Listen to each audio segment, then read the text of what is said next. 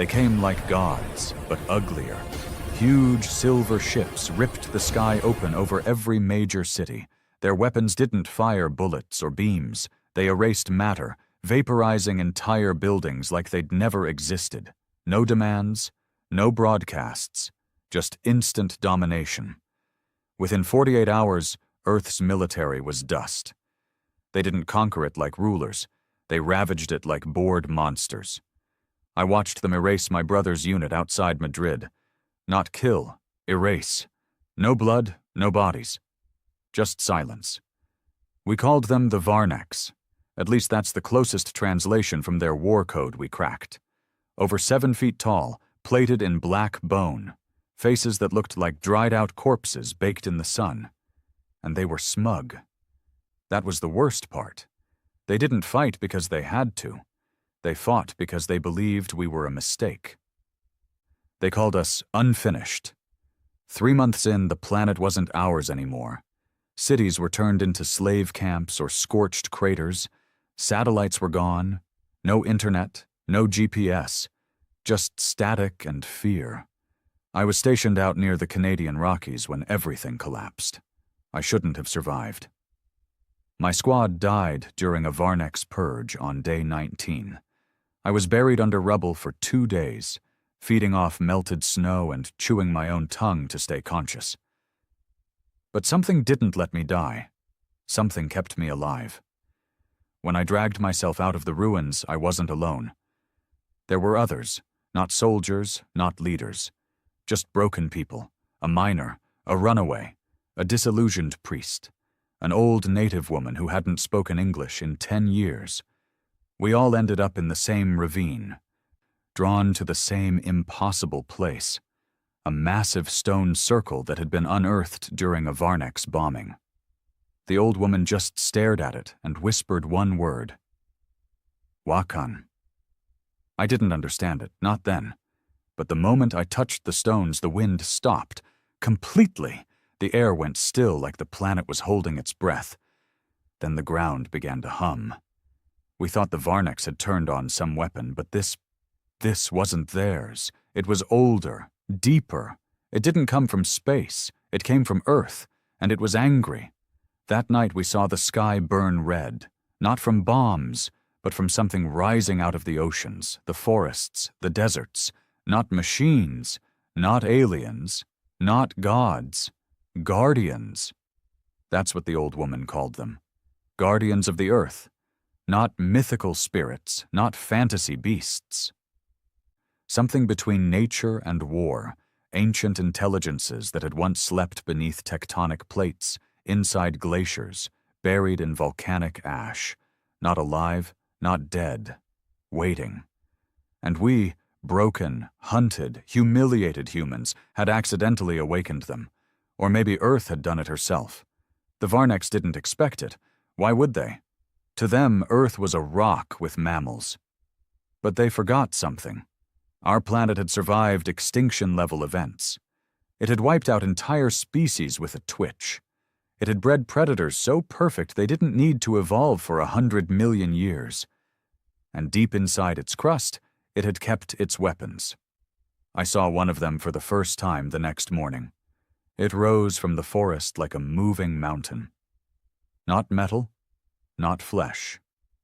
A blend. Covered in bark and bone and something darker underneath, glowing veins of molten core light like the Earth's blood. It didn't roar, it breathed, and trees bent backward like they were saluting.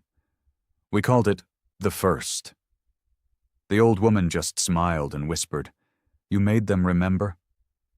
The Varnaks tried to strike it down. They sent their elite units, their capital airship, their deadliest weapons. The First didn't even flinch. It moved through them like death wearing patience. And when it was done, all that remained was ash.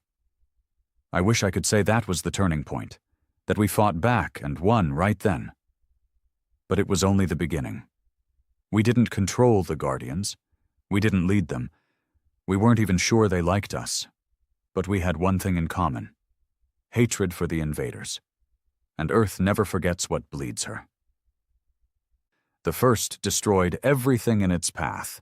Varnek's patrols, drones, even one of their command crawlers, which was supposed to be indestructible. It wasn't fast, it wasn't flashy, but it moved with the kind of certainty you only see in storms or tsunamis. No hesitation, no warning, just destruction. And it didn't stop to celebrate. It didn't speak. It didn't even look at us. It just moved on, heading north through the woods like it had somewhere to be. That's when I realized we weren't part of its plan.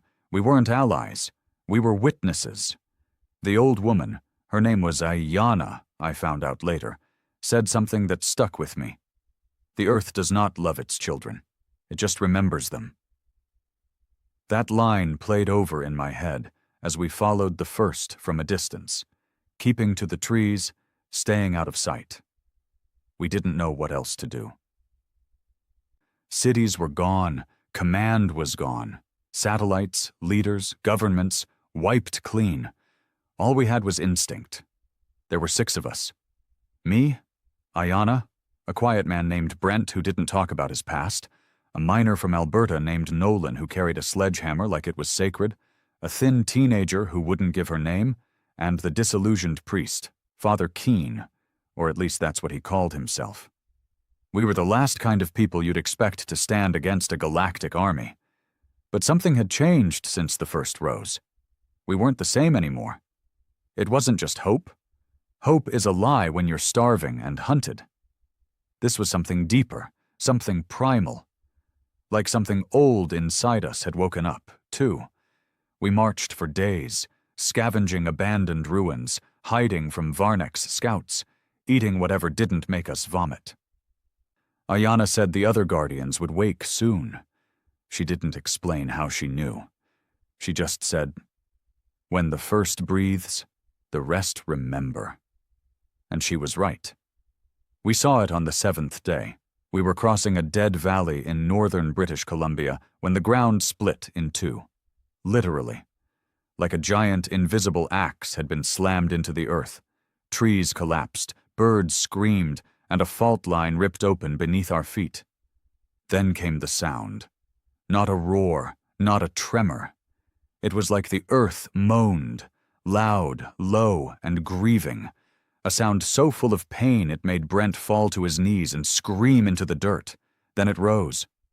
We only saw part of it, a massive shape formed from layers of crystal, mud, and ancient fossils. It had no eyes, no limbs in the traditional sense, but it moved like it wanted something, like it had a purpose. We later named it the Deep One, the second guardian.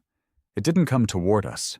It headed south, toward the Varnek's Tower near the old city of Spokane.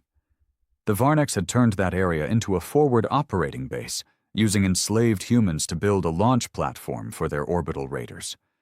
We weren't there to see it fall, but we saw the smoke, and we heard the screams on the wind. Whatever the Deep One did to that base, it wasn't quick. We walked in silence after that. No one asked what the Guardians were. Nobody had answers. But we all knew this much. Earth wasn't defenseless, not anymore. Still, that didn't mean we were safe. The Varneks hadn't been wiped out, far from it. They were regrouping, retaliating. They started razing villages near where the Guardians had passed, burning entire forests. Sending hunter drones into caves and canyons to flush out survivors.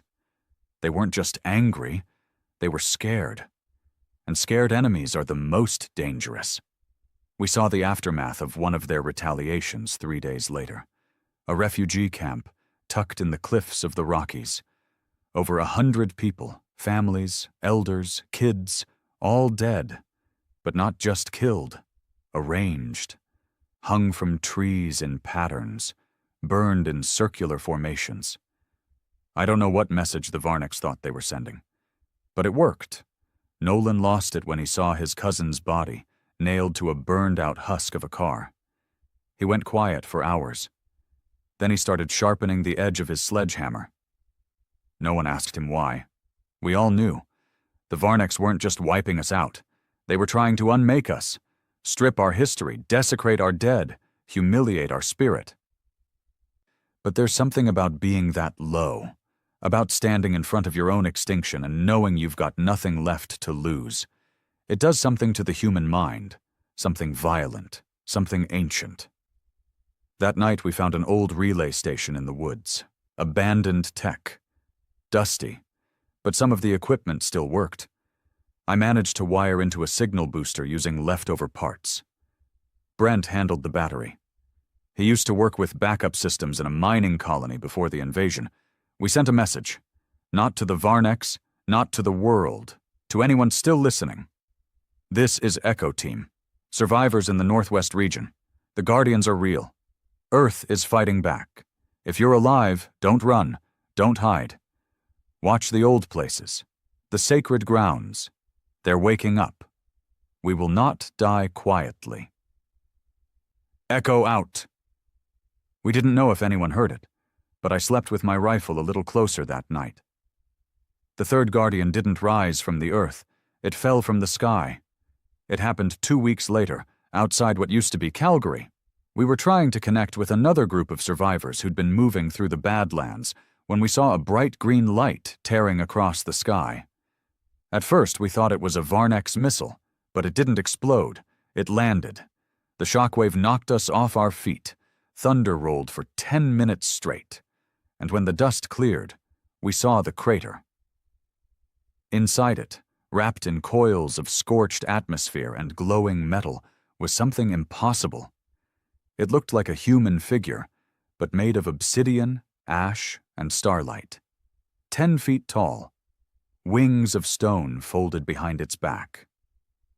A face that seemed to change every time you blinked. Old, young, male, female, nothing. We didn't name it. It didn't need a name. We just called it the One Who Returned. Ayana cried when she saw it. Not all Guardians were born here, she said. Some were sent back.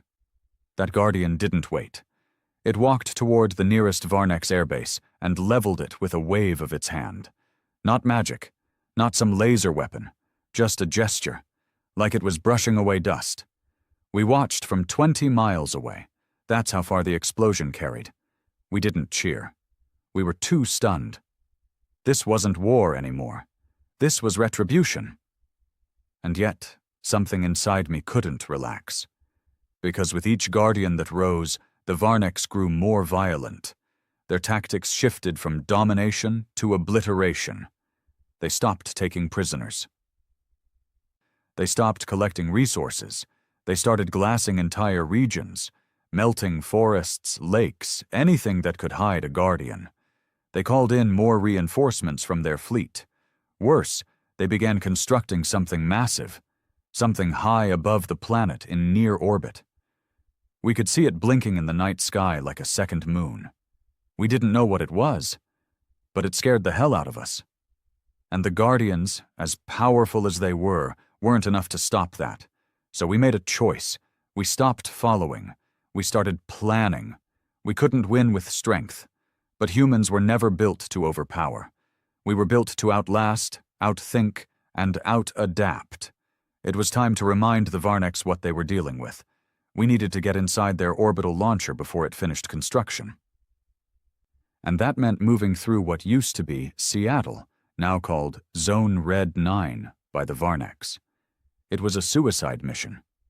None of us expected to come back. But I looked at Brent, at Nolan, at Ayana, who still spoke to the trees every night, at the girl who'd finally told us her name. Leah, just 16. Already more scarred than most soldiers. We had already died in so many ways. All that was left was the fight. As we prepped to move out, I took one last look at the sky. Another Guardian had just risen from the Arctic, a beast of ice and rage, breathing cold fire that froze airships mid-flight. I whispered to myself the same words I'd spoken the night the invasion began. You picked the wrong planet. But this time I didn't say it with fear. I said it with a smile. Seattle wasn't a city anymore. It was a ruin wrapped in wires. The skyline, once full of glass towers, was now spiked with Varnex scaffolding. Obsidian black pylons humming with violet energy, built straight into the bones of what used to be civilization. Their orbital launcher loomed in the middle like a mechanical god. It was still under construction, but it already reached high enough to pierce the clouds. They were calling it the Heaven Chain. From what we gathered off intercepted drone chatter, the Varnex planned to use it as a space tether, a launch and supply hub for an incoming fleet. They'd stopped playing games. They weren't just trying to dominate Earth anymore. They were preparing to burn it. Once the Heaven Chain was finished, they could bring in dreadnoughts, terraforming harvesters, and worse, the Purge ships. Those didn't leave survivors. They sterilized planets. We had a window of maybe 9 days before it went operational. 9 days to do something suicidal. We weren't trained for this. Brent had mining experience. Nolan was a hard-headed laborer with a thirst for payback. I had a military background, recon mostly, and one tour in orbital support before everything fell apart. Ayana knew the old ways, the sacred trails, and Leah was our knife in the dark. She could move through rubble like smoke, and she'd slit a Varnex scout's throat before you even saw her reach. We never asked where she learned that. She never offered. But we trusted her, and out here trust wasn't optional. It was survival. The plan was simple, which meant it was probably going to get us killed. We'd split into 2 teams. Ayana and Brent would stay on the outside, intercept drone patrols, and provide distraction if needed. Nolan, Leah, and I would move through the underground access tunnels beneath Seattle, old sewer lines that hadn't been mapped since the collapse. If we could get close enough to the Heaven Chain's core node, we'd plant the last working EMP charge I'd recovered from a downed Varnex cruiser. The charge had a 15-meter blast radius and a 5-second delay. It wouldn't destroy the structure, but it would disable its quantum power source long enough to halt construction, maybe even trigger a chain reaction in the surrounding systems. It wouldn't stop the war, but it'd buy us time. And maybe, just maybe, get their attention off the Guardians and back onto us. That was the point. Make them bleed, make them afraid. The sewers smelled like time, mold, rot, rusted blood. The Varnex hadn't wasted time clearing them. They didn't think we were smart enough to use the old ways. That was their weakness. They thought humans only lived in cities, only fought above ground. They forgot we were rats when we needed to be. We moved silently, avoiding sensor webs and motion-triggered heat spikes. Nolan led with brute force, shoving collapsed debris aside with his bare hands and that dented sledgehammer he treated like a relic. Leah stayed in the rear, listening for footsteps that didn't belong. I kept us steady, checking my crude map and counting the steps. 7 hours in, we hit the first sign that something was wrong. The tunnels weren't just old, they were alive. I don't mean in a metaphorical way. I mean the walls breathed. Flesh-like vines pulsed behind broken pipes. Something warm dripped from the ceiling, smelling like copper and salt. And we started hearing things, voices, whispers in languages none of us spoke, but all of us somehow felt. At one point, Leah froze and pointed her knife into the dark. "There's something behind us," she said. "Not Varnex." We spun, weapons raised. But there was nothing there, only air that felt too still, and shapes in the shadows that didn't quite move right. Nolan muttered, "These tunnels, they ain't empty, they're watching." It was Ayana's voice on the comms that broke the tension. "We have contact," she whispered. "Varnex scout team, 5 clicks north. We're leading them away." "Hold position if you can," I said. "We're under the city core. Something's off." There was a pause. Then Ayana said something that still sits in my spine, like ice. "You've entered old ground, the roots of memory. Be careful." The signal cut. We pushed forward. After 10 hours underground, we reached the lower base of the Heaven Chain. The air changed, colder, metallic, humming with unnatural rhythm. The chamber above us, from what we could see through the cracks, was a massive cylinder of moving machinery, a core so advanced it seemed organic. Varnek's tech wasn't built. It grew, shaped like bone, humming with stolen energy. The access node was 30 meters ahead, guarded by 2 Varnek's sentries, tall, plated bastards with energy lances and eyes like molten stone. We didn't wait. Nolan went first, sprinting like a beast and bringing that hammer down on the nearest one's shoulder. It shattered like glass. The second one spun, blade arm flashing, but Leah was already behind him, driving her knife into the creature's spinal socket. It took less than 6 seconds. Then it was quiet again. I moved to the core, pulled the EMP charge from my pack, and started calibrating it. It was crude, old Earth tech, but sometimes simple is best. No hacking, no codes, just raw disruption. As I locked it in place, I noticed something behind the core. A carving. No, not a carving, a warning. Etched into the wall in a spiral pattern, written in perfect English, in a script too precise to be human. We are not Earth's first children. We are its last chance. Underneath that, smaller. If you awaken the old ones below, you better win, or everyone dies. I stepped back, heart hammering. "What is this place?" I whispered. No one answered. Because then the walls opened. I don't know what else to call it. The chamber shifted like muscle tearing itself open. From beneath the floor, a shape emerged. Not Varnex, not Guardian, something in between, 9 feet tall, humanoid, woven from vines, stone, bone, and lightning. Its head was a twisted knot of roots shaped like a skull. Its arms glowed with geothermal veins, and when it moved, it didn't walk. It flowed. I raised my rifle. Nolan stepped in front of me. But the thing didn't attack. It looked at us. No words, no growl, just silence. Then it stepped aside, and behind it something opened. A path. A spiral staircase made of black rock and bone, leading down. Leah said what we were all thinking. Why would the Varnex build down? They didn't. This wasn't their doing. This was Earth's. I wanted to leave.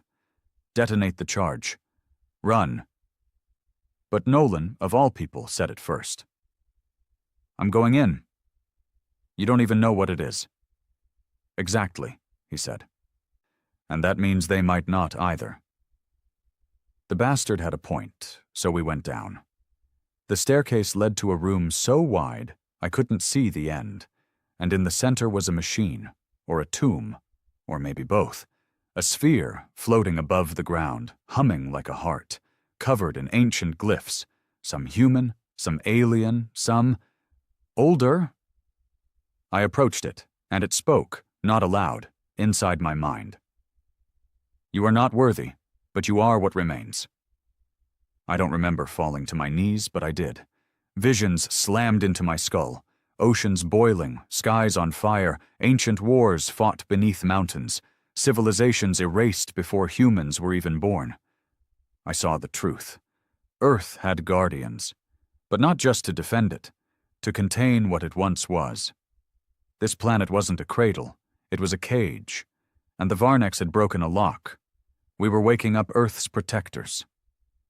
But if we went too far, we'd wake up its prisoners too. I staggered back, bleeding from my nose.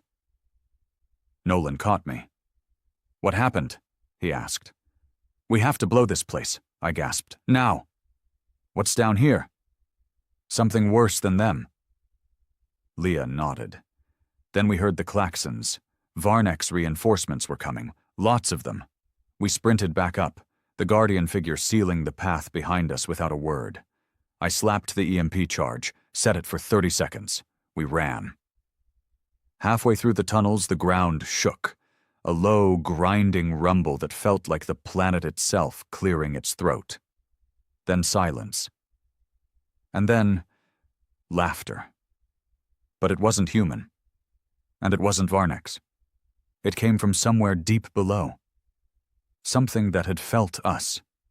Not ready to rise, but awake.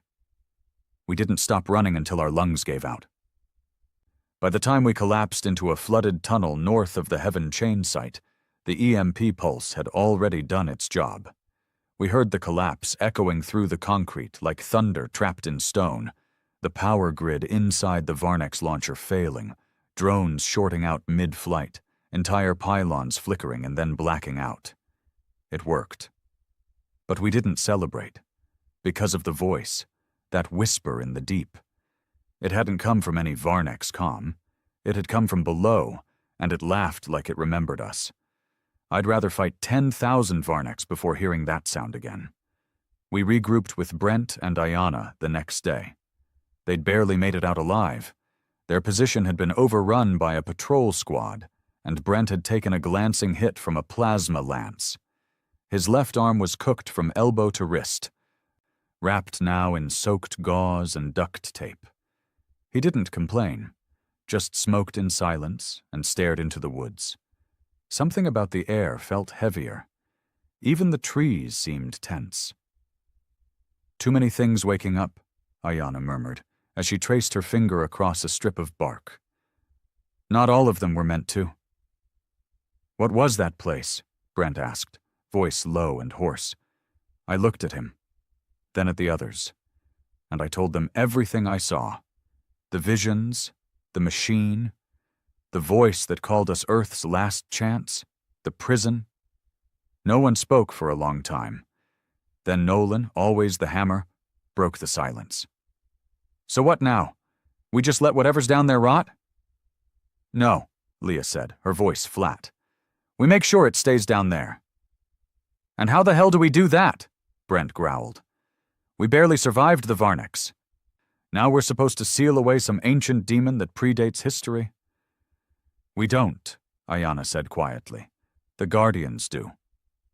That same night, we saw the sky burn again, this time not from war, but arrival. The Varnex reinforcements had come. 12 Dreadnought-class ships, each the size of a mountain descending into low orbit. They weren't here to patrol. They were here to purge. The EMP delay we caused had forced their hand, and now the real occupation had begun. Whole regions went dark under their arrival. Glassing beams tore through rainforests. Cities that hadn't yet been touched, Havana, Cairo, Jakarta, were vaporized. They weren't trying to rebuild or conquer anymore. They were wiping the board, a cleansing, and we knew what was coming next. Final extinction protocols. We had to move. With the Heaven Chain disabled, the Varnex fleet would rely on their secondary network, planetary anchors. These were gravity-latched pylons placed in key regions to keep the dreadnoughts stable during atmosphere deployment. Without those anchors, their fleet couldn't maintain low-orbit firepower without tearing itself apart from planetary stress. Our new mission was simple: destroy the anchors. There were 4 left on the map Leah stole from a fallen Varnex officer. 1 in Siberia, 1 deep under the Sahara, 1 on the Great Rift in Kenya, and 1 hidden beneath Antarctica's ice. Too far. Too deep. But we weren't going alone this time, because the Guardians were moving too. Over the next few days, the world changed again. Reports came in through broken radios and old hardwired satellites, scattered but enough to give us a picture. The first was carving a path through Canada, heading north. Locals called it the Walking Mountain. Every time a Varnex base tried to intercept, it wiped them from the map. The deep one had retreated underground. It was crawling through fault lines, using the planet's seismic veins like tunnels. Earthquakes followed in its wake. It was heading south, toward the Sahara anchor. The one who returned was missing, last seen turning an entire Varnex outpost in Mongolia into dust. But we weren't sure if it was still on our side. Then came something new. A Guardian none of us had heard about. It rose in the Pacific. a tidal beast made of coral, rusted ships, and living storms. The survivors who saw it described it like a walking tsunami with a face of shattered stone. They called it the Drowned Judge. It didn't just attack Varnek's fleets. It judged humans, too. There were whispers that it had sunk 3 boats of survivors off the coast of New Zealand. Maybe it saw us as part of the infection, or maybe it just didn't care. The Guardians weren't here to save us. They were here to correct the balance. If we were part of that balance, good. If not, we'd burn just the same. We made our way east, aiming for an old military cache near Yellowstone, rumored to still have tech we could use to reach one of the anchor points. Along the way, we ran into another survivor band, 23 people led by a man named Riker. He'd been a Marine before the invasion. Hard eyes, harder voice. He didn't trust us. Didn't trust me, especially. He said we'd brought the Guardians down on them, that we'd stirred up things better left buried. "You don't wake up a storm and expect it to blow where you want," he said, pressing a finger into my chest. "You think this is a war? No, son. This is a reckoning, and you just lit the fuse." I didn't argue. He wasn't wrong. That night, I stood outside our camp, staring at the mountains. Lightning rolled in from the west, but there was no rain, just heat, pressure. Ayana stepped beside me, quiet as always. "You saw the truth, didn't you?" I nodded. She looked tired. Not weak, just worn, like she'd lived too many lives already. "Earth doesn't hate us," she said. "It just remembers what we did." I didn't know if she meant what humans had done to the planet, the strip mining, the wars, the pollution, or what the first civilizations did, the ones before history, the ones that might have unleashed the things now stirring beneath the crust. "We didn't start this," I whispered. "No," she said, "but we might have to end it." We reached the Yellowstone cache 3 days later, half buried in ash, wrapped in overgrowth, guarded by a collapsed geothermal vent that reeked of sulfur and fire. Inside were broken satellites, half-dead AI systems, and one thing that changed everything. A command module linked to an old global defense network. Pre-invasion, possibly pre-modern, and it was still online, just barely. We spent the next 20 hours wiring it into our battery reserves, praying it would still function. And then we saw it. A signal. Coming from the Arctic. A Guardian signature. But this one was different, stronger, and not moving. Dormant, but not asleep. The name displayed on the module? Eternum. I didn't know what it meant. But Brent did. He whispered, "That's Latin. It means forever." We had a decision. Go south and join the others in trying to stop the anchor in the Sahara, or head north to where the last and possibly oldest Guardian slept beneath layers of ice, watching, waiting, dreaming. I looked at the map, then at my people, and I made the call. "We go north." They didn't argue, not because they agreed, but because they had nowhere else left to go. As we packed, I sat alone for a moment near the edge of the cliff outside the bunker, watching ash fall from the sky like gray snow. I thought of my brother, his laugh, the way he could sleep through artillery drills, the dumb tattoo he got on his shoulder that said victory or vodka, gone in an instant, wiped away like the rest of us. I didn't want revenge anymore. Revenge was too small. I wanted memory. I wanted these invaders, and this planet, to remember what we were. Not gods, not monsters, just men. But men who didn't break. The Arctic wasn't quiet, not anymore. Even before we reached the northern ice fields, we felt it. The winds had changed, sharper, colder, like they carried whispers with them. The kind that didn't reach your ears, only your bones. 3 days into the march, Brent collapsed. Not from exhaustion, from pressure. It's like something's squeezing the air out of me, he gasped, gripping his chest. Like gravity's wrong. Ayana helped him up and said it calmly, like she'd known it was coming. We're in the range of its dream. She meant Eternum, the oldest guardian. We hadn't seen it yet, but it had seen us. We moved slow. Food was low. Temperature dropped past 40. The comms stopped working. Nolan started talking to himself when no one was near. Leah slept with her blade across her throat, like she didn't trust her own dreams. And me? I started remembering things that weren't mine. Memories, images, a jungle that never existed, a black sun, a man, not human, sitting on a throne of roots and fire, speaking a language I somehow understood. I couldn't tell what was real anymore. But I knew this. Eternum wasn't just asleep. It was remembering. And we were walking straight into the middle of it. We found the tomb at the heart of a glacier shaped like a spiral, not naturally formed. No cracks, no peaks, just a perfect ring of ice wrapped around a hole in the world. Brent called it what it looked like. A keyhole. And when we got close enough, the ice split open with a sound like thunder drowning. A shaft opened. Descending into blackness, lit by faint veins of green and blue light that pulsed like a sleeping heartbeat. I thought it was machinery at first. Then I realized the walls were alive, not metal, not stone, something in between. We climbed down, one by one, into a place no human was ever meant to return. The tomb was older than language. That was the only way I can describe it. Even Ayana, who'd seen things none of us could explain, fell silent. She touched the walls like she was greeting an old god, one she'd been taught to fear, not worship. This isn't a guardian, she whispered. This is older than guardians, older than Earth's memory. I turned to her.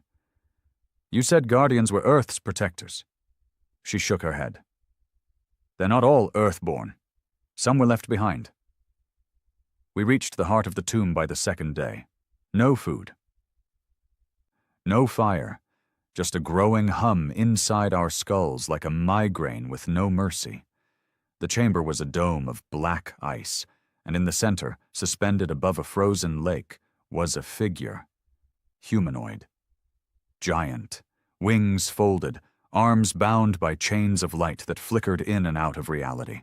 Its face was covered by a mask shaped like a star, split in half, and it was still breathing.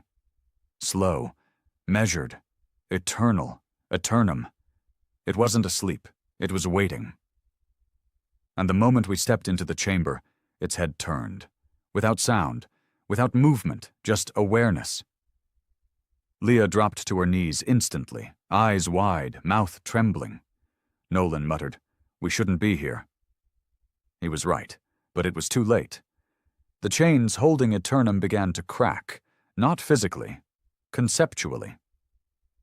Like they were tied to our presence, like the very act of being seen was loosening its bindings. And then we heard the voice, not out loud, inside our skulls, deep, calm, ageless. You bring fire into a house of ash. I felt something crawl across my spine. My knees buckled. Brent screamed and pressed both hands to his head like something was crawling through his memories. "What is this?" I grunted. "What are you?" The voice didn't respond right away. Then, "I am Earth's first protector and its last prisoner." Ayana stepped forward. "You were sealed. Why?" A long silence followed. Then, "Because I was too human." The temperature in the chamber dropped. Our breath froze mid-air. Eternum spoke again. "When the first war came, I disobeyed. I chose your kind, and I was punished for it." "What war?" I asked. But the vision came before the answer. It hit us like a tidal wave. We weren't standing in the tomb anymore. We were watching a memory, a world in flames. Not Earth. Older.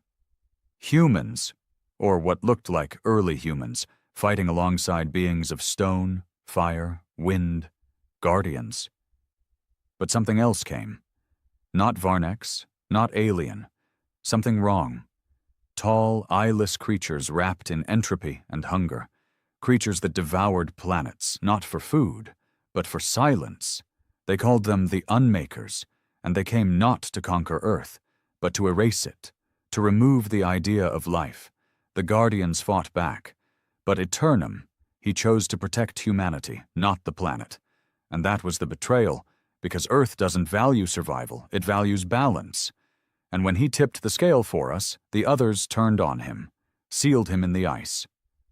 For 10,000 years, we snapped back to the chamber, gasping. The chains around Eternum were unraveling. "You seek to save your kind," the voice echoed, "but will you do what your ancestors could not?" "Which is what?" Nolan growled. "Sacrifice? No. Remember." And then the real question came. "Will you kill your own to keep the balance?" We didn't answer, because above us the ceiling cracked open. The Varnex had found us. They dropped 2 hunter-class crawlers into the tomb with no hesitation, each the size of a tank, multi-limbed, armed with thermal cannons and plasma claws. Nolan didn't blink. He rushed the first one with nothing but his hammer. I followed, gun blazing. Leah vanished into the shadows. Brent screamed as the second crawler's cannon lit up, and then exploded in a flash of molten blue. Eternum had opened his eyes. And the crawlers burned to ash. No sound, no fire, just decay, like time caught up to them in an instant. We turned to him, and Eternum was free. The chains lay in shattered sparks on the ice. He stepped down onto the frozen lake and looked at us with eyes that held everything. Life, death, memory, betrayal. You opened the door. He didn't thank us. He didn't smile. He just walked past. Ayana dropped to her knees and whispered, "It's beginning." "What is?" I asked. She didn't look at me. She looked at the cracks in the walls, the trembling in the air, the shift in gravity. Judgment. We emerged from the tomb into a new sky. The auroras were red. The stars were gone. And in the distance, on the edge of the horizon, we saw something rising from the sea. Something massive, something not a guardian, something the Guardians had buried. A final one, and we knew the Varnex were no longer the greatest threat, because what Earth had buried wasn't just power, it was memory. And now it wanted to balance the scales. The first sign that the Guardians were no longer on the same side came just after sunrise. Not that the sun meant much anymore. The sky was bleeding. Red mist choked the clouds. Birds didn't fly. The wind didn't blow. Even the insects had gone still. We were camped near the edges of the Bering Sea, trying to regroup and signal the survivor bands we'd left in the south. The cache's transmitter had been rewired, boosted, and fused with whatever tech Brent and Leah had yanked from Varnex drones. Still spotty, but it worked long enough to catch a single static-heavy message.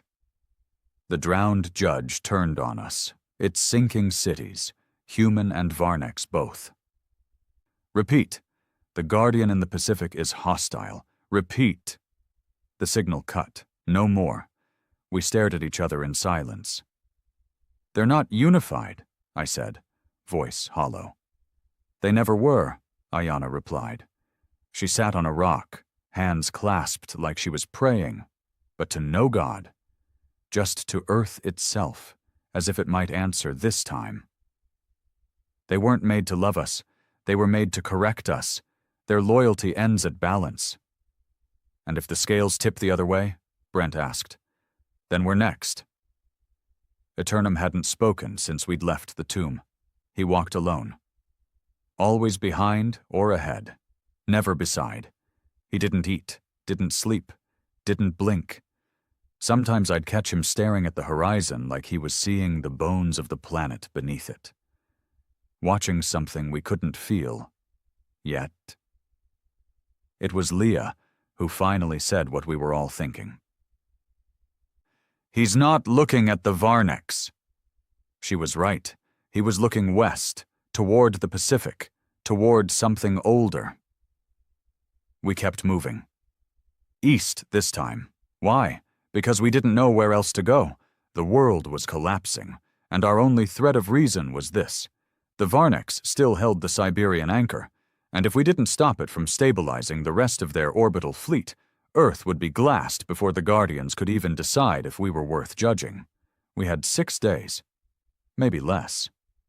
Brent, still bandaged and half-burned from the last firefight, built a sled using drone wreckage to drag our gear. Nolan found a working rifle buried in a frozen corpse outside what used to be a research outpost. I carried the last EMP core. It wasn't enough to destroy the anchor, but it would cripple it long enough for Earth to do the rest, assuming Earth still gave a damn. 3 days in, we saw our first Unmaker sign. It wasn't big, just a black spire, maybe 15 feet tall, jammed into the Earth like a splinter in the skin of the world. No markings, no sound, just a faint vibration, like it was remembering something through the dirt. We didn't go near it. We didn't need to. Eternum looked at it, stopped walking for the first time in hours, and whispered something in a language none of us understood. Then he said, in ours, "They are coming, and they will not bring conquest. They will bring erasure." Later that night, I sat beside Brent near the fire. The wind was hollow, like the land had been scooped clean. He stared into the flames and said, "Do you remember when we were scared of alien rifles and plasma blasts?" I laughed, once. Bitter. Now we're scared of memories? He nodded slowly. I'd take another invasion over this unraveling. That word stuck in me. Unraveling. That's what it felt like. Like the world wasn't just dying. It was being unwritten, thread by thread. The next morning, Nolan was gone. No signs of struggle, no blood, no drag marks, no heat trail, just gone. Leah and I searched for hours. Nothing. The snow had fallen strangely. Not soft, but solid. Like a shell. Every step cracked like old bone. Eternum stood at the edge of a cliff, watching something none of us could see. "He didn't leave," he finally said. "He was taken back." "What the hell does that mean?" I demanded. Eternum turned slowly. "Some of your kind were built from what they tried to erase. Their blood remembers the beginning." "You mean Nolan?"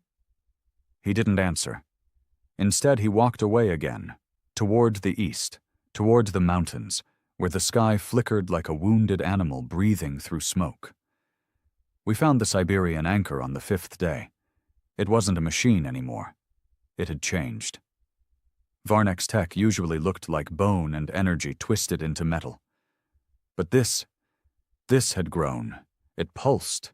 It had veins. It was absorbing the land around it, melting permafrost, feeding on the geothermal vents beneath the mountains. A mutation. Maybe from the Unmaker's influence, or maybe from Earth, trying to fight it with rot. We hid on a ridge, watching Varnek's soldiers patrol the perimeter. At least 30, heavily armed, focused, no drones. That was strange. Then we saw why. There were shadows moving in the snow, not humans, not Varneks, things with too many limbs, moving wrong, leaving no footprints. Brent whispered, "Those aren't Guardians." I shook my head. "No, but they're not Varneks either." "Then what the hell are they?" Eternum, standing behind us, answered flatly, "Forgotten things." We waited until nightfall. Leah and I moved first, silent under the veil of storm. Brent followed with the EMP core, wrapped in thermal shielding. We didn't know if we'd get inside, didn't even know if we could find the power junction. But we had to try, before the sky went red for good. Inside the anchor, it was worse than we expected. The walls breathed, literal lungs, slime-coated muscle, heat, wet sounds in the dark. Varnek soldiers were gone, eaten, absorbed. bones crushed into the walls like forgotten prayers. Something had taken over the anchor, something that didn't belong to either side. The Unmakers weren't coming. They were already here, small, invisible, leaking through the cracks in time and memory, and this thing, this anchor, had become their door. We didn't speak. We just moved, room to room, until we reached the core. It wasn't a machine anymore. It was a heart, and it was dreaming. A voice echoed as we stepped inside. This world was not yours. You were tolerated. Brent collapsed to his knees, gasping. I dropped the EMP into place. Leah watched the walls. Something moved behind them, watching, shivering in reverse. We activated the core. Timer, 20 seconds. We ran. Not from explosions, from reality tearing itself open. The halls twisted, the doors blinked, time slipped. But we made it out, just barely, and behind us, the anchor pulsed once, and then died. Back on the ridge, Eternum stood still, his eyes glowing like ancient stars. "You've done what your ancestors could not," he said. "What's that?" I asked. "You remembered." And then, for the first time, I saw him smile. Not joy, something older, maybe pride. But the sky wasn't clear, the clouds weren't calm, because in the distance, something vast was rising. Not from the sea, not from Earth, from inside the stars. The Unmakers had seen Earth's resistance. They were coming to erase the idea of Earth itself. And I realized something I hadn't before. The Varneks didn't just invade out of arrogance. They came here because Earth had once been the last planet to survive the Unmakers, the last place that fought back.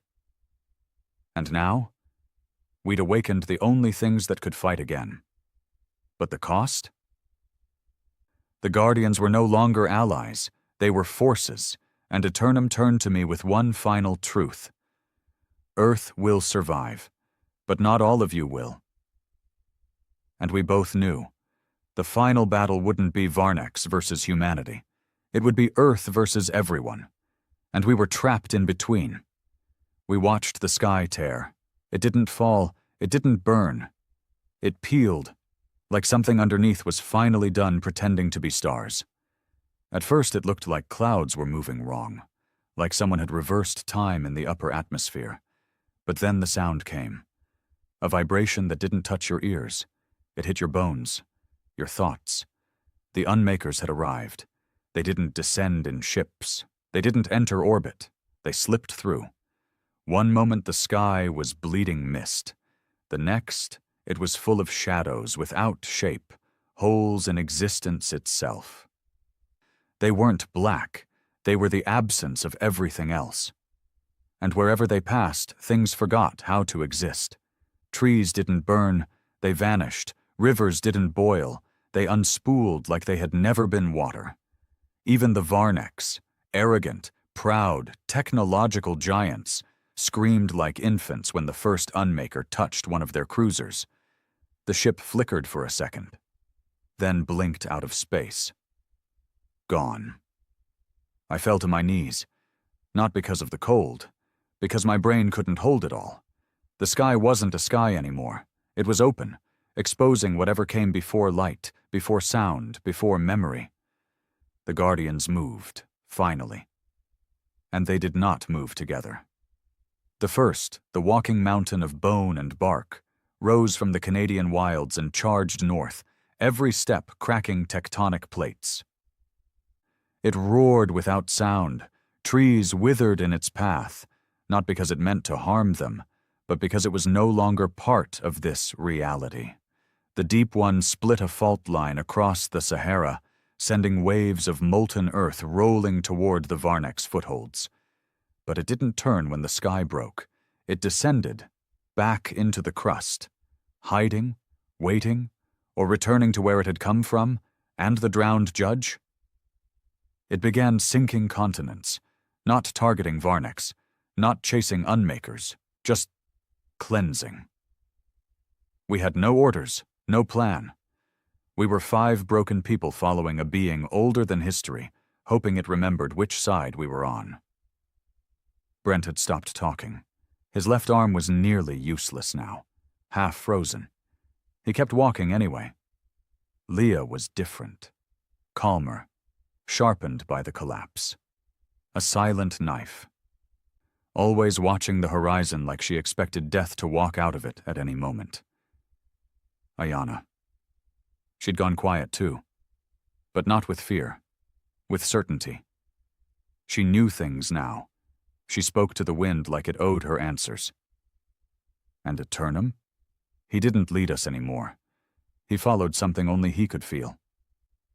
We reached a ridge overlooking what was left of the Varnek's high command structure in eastern Russia. It wasn't a base anymore. It was a ruin. And standing in the center of it was something new, a guardian we hadn't seen. No, not new, returned, made of starlight and bloodstone, taller than the others, wings of cracked crystal, eyes that blinked in time with the Earth's heartbeat. Eternum stepped forward and dropped to one knee. Leah whispered, "Who is that?" Ayana answered, "The architect. The original. The first to bind Earth's will into form, not a warrior, a judge." The architect looked at us, not like a being looks at prey, but like a storm looks at broken trees, not cruel, not kind, just inevitable. And then it spoke, not in words, in remembrance, our minds filled with scenes we had no right to witness, not war, not peace, but the in-between, when the first humans walked alongside titans of stone, fire, water, wind, before we called them guardians, before they turned on us, before we forgot what we were. The architect had tried to protect the balance, but we broke it. We killed forests to build empires. We traded oceans for industry. And then, when the Unmakers came the first time, we chose survival over balance. We unleashed weapons that scarred the planet forever. And the Guardians? They remembered. They sealed themselves away, not to protect us, but to protect everything else from us. The architect showed us one last memory, a warning, a timeline. Earth, dying slowly under both Varnek's conquest and Guardian retribution. But the Unmakers? They wouldn't just kill Earth. They would erase the idea of it. Memory, biology, orbit, all undone, nothing left, not even the possibility of Earth. And then the architect asked a question. It rang inside me like a hammer. Will humanity choose balance this time, or just another victory? I didn't answer. I couldn't. Because I didn't know. Even now, I still don't. Eternum stood, and for the first time I saw conflict in him. He had once chosen humanity, and paid the price. Now, he looked at us like we were a gamble not worth repeating. The architect spoke again. The Varneks cannot win. The Unmakers will not lose, but you may be the variable. Brent spat blood and said, "We're not variables, we're men." Eternum smiled again, that sad, tired smile. "Then prove it." That night, under the bleeding sky, we prepared for the end. Not the end of the world, the end of choice. Either we'd convince the Guardians to stand together, or the Unmakers would erase everything before dawn. We split up. Brent and Leah would make contact with what was left of the southern bands, the remnants of Earth's resistance fighters, survivalists, soldiers, old-world hunters who hadn't stopped fighting even when the cities burned. Ayana and I would go west, toward the rising void, where the drowned judge was last seen. And Eternum? He would walk into the storm of the Unmakers, alone, not to fight, but to remember them. To see what they feared, if they feared anything at all. As we broke apart, Brent handed me his last bullet, old-fashioned, steel-jacketed, human-made. "Just in case," he said. I nodded. Didn't ask what "in case" meant. We both knew. Ayana and I walked into the sea. Not metaphorically, literally. The coastlines were gone, The ocean stretched across what used to be thousands of miles of cities, forests, homes. The drowned judge had turned continents into memory, and he stood at the horizon, half submerged, waiting. We called out to him. No response. Ayana stepped forward, into water, up to her chest. She began to sing. Not a melody. A tone, a vibration that matched the earth's pulse. And the drowned judge listened. His head turned, and for a moment we saw its face, not a monster, not a god, just sadness.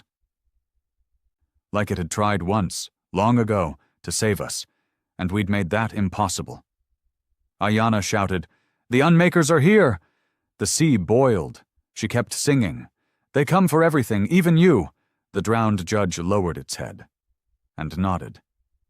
We didn't know if it would fight. We didn't know if any of them would. But as the sky opened wider and the Unmaker's full form began to spill into existence like oil across glass, one by one, the Guardians turned. The first rose from the soil, carrying entire forests on its back. The deep one erupted from beneath the Andes, dragging mountains behind it.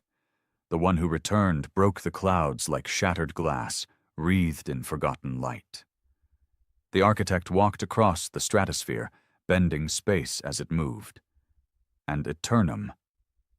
He stood at the edge of the breach, unarmed, unmoving, and said only one thing. Not this time. The first guardian to fall was the Deep One, not by enemy hands, by its own choice. We watched it rise from the Andes, its crust-laced body glowing with molten veins, then plunge back into the planet's mantle with a sound like the world screaming through stone. It sealed itself inside the tectonic plates, locking them, freezing Earth's core from within. Why? Because the Unmakers had begun bending gravity. If they had cracked the fault lines, the planet would have shattered from the inside. The Deep One gave up its body to keep Earth whole. Eternum whispered as it sank. Balance demands sacrifice. I think it hurt him, but he never showed it. The Unmakers had form now, not humanoid, not monstrous. They looked like errors in space, humanoid silhouettes made of wrongness. Like someone had tried to draw a person and ended up sketching a hole in existence instead. Every step they took erased history. Not buildings, events. Places we remembered, cities, wars, even names, flickered out of existence. I looked at Leah once and said, "Remember Detroit?" She said, "What's that?" I felt ice in my chest. I remembered it. She didn't. It was already happening. We weren't just dying. We were being undone. The Guardians struck first. The first, the mountain made flesh, roared across the northern tundra and met the lead Unmaker head-on. Their clash broke the clouds. Lightning spiraled inward instead of out. It fought like Earth had grown tired of being patient. Every strike shattered miles of land. But it wasn't enough. The Unmaker didn't fight back. It absorbed. Every memory in the first's body, every root, fossil, storm, scream, bled into the Unmaker. It was learning, and it was growing. Eternum stood at the edge of it all. Still, silent, not fighting, remembering. And I finally understood. He wasn't Earth's greatest weapon. He was Earth's witness. The only one who had seen the first war, the first fall, and now, the final chance. And that meant the burden would fall on us. Not to win, but to choose. We reconnected with Brent near the Altai mountain range. He'd lost a hand, burned down to bone, wrapped in black cloth and pain. Didn't complain once. "Leah got 2 bands together," he said. "Old Russian holdouts, Mongolian stragglers. They're not organized, but they're angry." "Good," I said. "That mean we got a plan?" "No," I said. "It means we have a chance." We moved to higher ground, Eternum leading, the rest of us following like shadows in wind. In the valley below, 3 unmakers had begun carving the earth open. Not physically. They were pulling possibility out of the soil, feeding on it, turning the planet into raw potential, an empty, quiet place without past or future.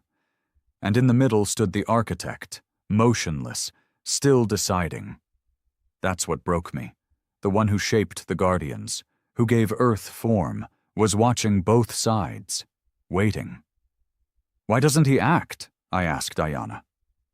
"Because he's truth," she said. "He doesn't choose sides. He balances scales." "But the unmakers," she cut me off. "To the architect, the unmakers aren't evil. They're correction. If life becomes noise, deletion is music." I fell to my knees. Everything in me said, run. But something deeper said, stand. Because if we ran now, Earth wouldn't be destroyed. It would be forgotten. And that was worse. So I did what no one expected. I walked toward them, the unmakers, the architect, and I raised my voice. I remember. That stopped them. All of them, even Eternum. The unmakers tilted their heads. No faces, just void. I kept walking. I remember the wars, the cities, the sky before it burned. I remember our mistakes, our arrogance, our greed. The air buzzed, reality strained. But I also remember love, brotherhood, holding the line even when it was lost. I remember choosing death over surrender, again and again. The architect turned. First time he'd looked at me. I remember Earth, not as a prize, but as home. I stepped into the circle, unmakers all around me now. You can erase our names, you can burn our bones, but if even one of us remembers, you haven't won. Silence. And then, Eternum spoke. That is the variable. Brent and Leah emerged behind me, weapons drawn, not to fight, to stand, and one by one, survivors climbed the ridge. Not an army, just the refusal to forget. The unmakers moved, not toward us, through us, trying to bend time again. But this time, it snapped. Eternum raised his hand, and the world pulsed. Not with power, with memory. Old roads returned for a second. Mountains healed their scars. The air tasted like summer. And the unmakers slowed, confused, because they couldn't feed on what refused to forget itself. That's when the architect chose. It raised both hands. The sky turned white, not light, not fire, purity, and it crashed into the unmakers like a storm made of first breath. They didn't scream. They just stopped being, not destroyed, locked. Trapped in a loop of remembrance, a world that would not let go of itself. When the light faded, only one guardian still stood, Eternum. The others were gone. Faded back into the earth, the sea, the ash. Their job was done. Eternum turned to us. You will forget me. No, I said. You must, he replied. That is the price. Earth will heal, but memory must sleep, or this war will return. What about the architect? Leah asked. He was never meant to choose, but he did. That is enough. Brent asked, and us? Eternum touched his chest. Live, but live better. Then he walked into the sunrise and vanished. It took years, but the world healed. Not like before, not shiny, not perfect, but real. Wounded, but standing. And sometimes at night, I still hear the hum of a guardian in the wind. Still feel the stare of something old under the dirt. Waiting. Not in hate, not in love, just watching. Because Earth doesn't forget, even if we do.